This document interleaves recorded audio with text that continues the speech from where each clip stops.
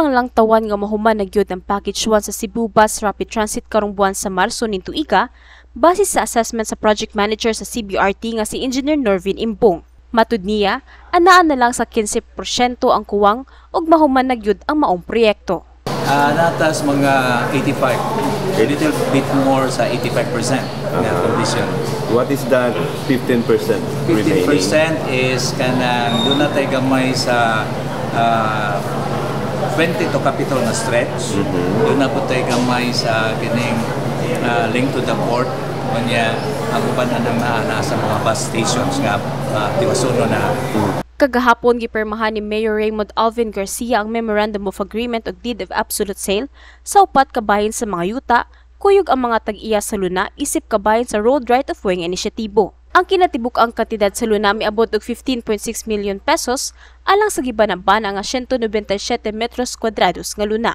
The City of Cebu will purchase the lots as authorized by the City Council. The Mayor signed the Deed of Absolute Sale. Pero kani nga kwarta dili ni panudanan sa Cebu City Government per se in itself dili kay ang kwarta ani gikan jud sa DOTR gi-download sa Cebu City Government. Ang Cebu City Government nay ni palit sa yuta.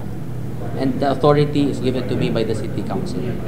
Okay, this is for the BRT project. So kani siya, these are all road right of ways mga yuta nga gamiton sa BRT. And